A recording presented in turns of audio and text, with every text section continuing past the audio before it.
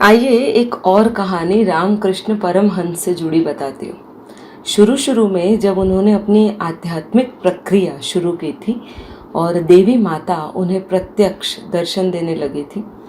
काफ़ी बार तो ऐसा भी सुना है कि देवी माता स्वयं आके उन्हें भोजन कराती थी। अब जैसे जैसे वो अपनी आध्यात्मिक साधनाओं में उन्मत्त होते गए, आगे बढ़ते गए, वैसे वैसे उन्होंने भगवान को जो चढ़ावा चढ़ाता है ना, उसमें कमी कर दी।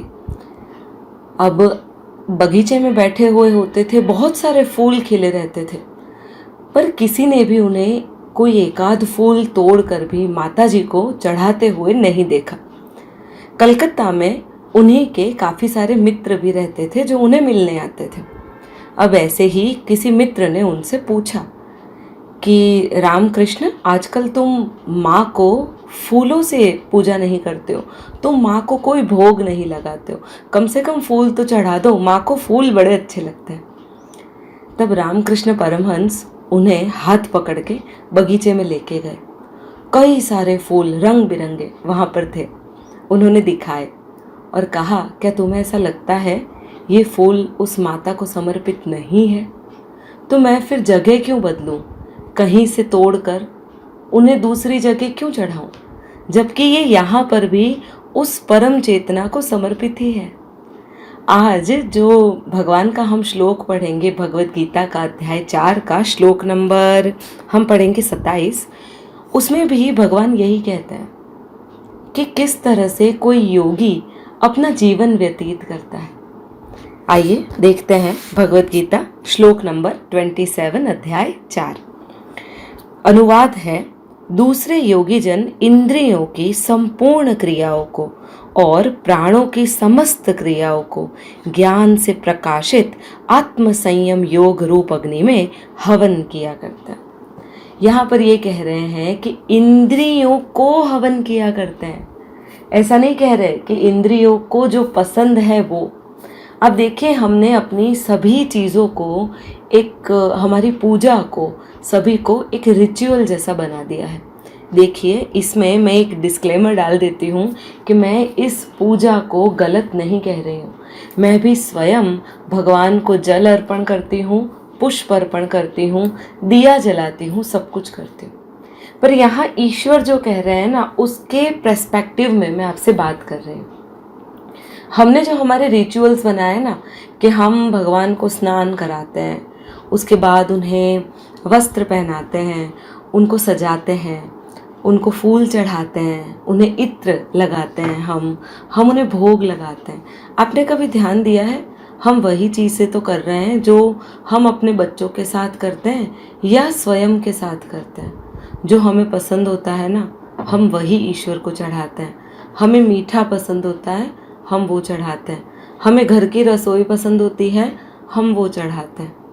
किसी का खाया हुआ झूठा भोजन हम कभी पसंद नहीं करते, इसीलिए भगवान को भी हम बिल्कुल झूठा भोजन नहीं चढ़ाते।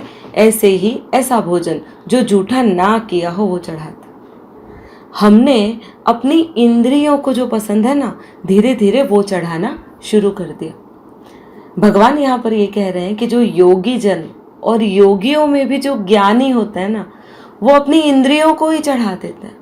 अर्थात अपनी स्वादेंद्रिय चढ़ा दी, फिर चाहे कुछ भी मिल जाए वो खा लेंगे, कोई स्वाद नहीं लेंगे। आपको पता है, जब हम भोजन लेते हैं ना, तब हम उसे सबसे पहले अपने स्वाद के अनुरूप लेते हैं। कुछ लोगों को मिर्ची बिल्कुल पसंद नहीं होती, तो वो फीका पसंद करते हैं खाना, और कुछ को बहुत सारी मिर्ची पसंद होती है, तो वे जब तक मिर्ची ना हो ना, तब तक भोजन नहीं लेते। तो हमने क्या किया, अपनी स्वादेंद्रिय को बढ़ा दिया। अब हमें जैसा भोजन पसंद है हम वैसा बनाते हैं और भगवान को चढ़ाते हैं, और फिर बाद में ग्रहण तो हम खुद ही करते हैं।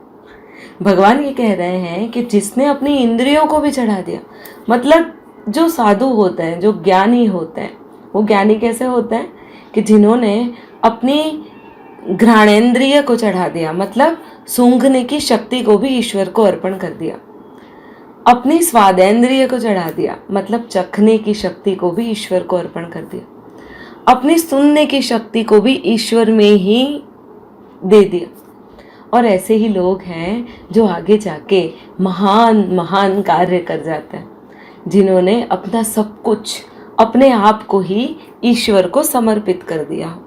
आपने एक कहानी सुनी होगी ना कि कोई चोर था और महादेव जी के मंदिर में जाता है। अब सीधी सी बात है, महादेव जी के मंदिर में चोरी लायक कोई चीज़ होती नहीं है।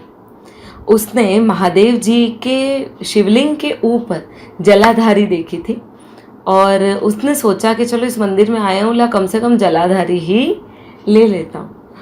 और जलाधारी निकालने के लिए वो शिवलिंग के ऊपर चढ़ गया था। तभी महादेव जी प्रसन्न हो जाते हैं और वे कहते हैं कि लोग तो मुझ पर कुछ चीज़ चढ़ाते हैं, तू तो पूरा ही मुझ पे चढ़ गया, अब जो तू मांगेगा वो मैं तुझको दे दूँगा।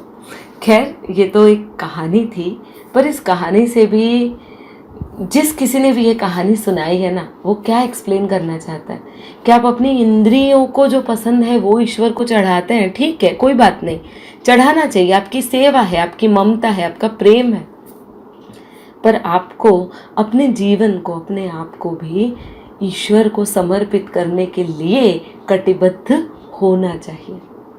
तो आज के लिए यही है, हम आगे भी अगला श्लोक लेके आएंगे।